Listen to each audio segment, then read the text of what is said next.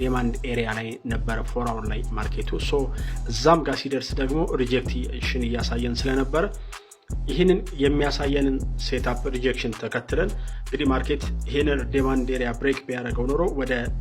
ሴል የመመልከት ሁኔታ ይኖረን ነበር ነገር ግን ወደ ሪጀክት ከዲማንድ ኤሪያ ላይ ስለሰጠን ወደ ሰፕላይ ማርኬት እንደሚሄድ ሹር ነበርን እስከዚህ ሌቭል ልንይዘው እንችላለን እንዲሁም ደግሞ ከላይ ደግሞ ያለን ኪ ሌቭል ይሄኛው ነው ስለዚህ ማርኬቱን ወደ ባይ የምንመለከትበት ብዙ ሪዝን ነበረን 50 ሚኒት ላይ ሄደን ሶ 50 ሚኒት ላይ ምን ይታየናል እንግዲህ እንደምታዩት ማርኬት እዚህ ዲማንድ ላይ ከመጣ በኋላ እንዲ ሪጀክት እየተደረገ ከዛ ሊኩዊዲቲ ከወሰደ በኋላ ማርኬት ሽፍት ቱ ዘ አፕሳይድ ሰጥቶናል ማለት ነው ነገር ግን እኛ የተጠቀምነው ምንድነው ማርኬቱ እንደምታዩት ይሄ እዚህ ጋር ማርኬት ሽፍት ከሰጠን በኋላ መጥቶ ማርኬት እቺን ቦታ ምን እስከያደርግልን ነው የምንጠብቀው ከዚህ ጋር ሪጀክት እንዲደረግልን ወይ ደግሞ ይሄን ቦታ ሚቲጌት እንዲያደርግልን ነበረ እንግዲህ ብሬክ ያደረገውን ቦታ መጥቶ ቴስት ሲያደርግ ኢንትሪውን ወስደናል ማለት ነው ይሄ እንደምታዩት ከ1 to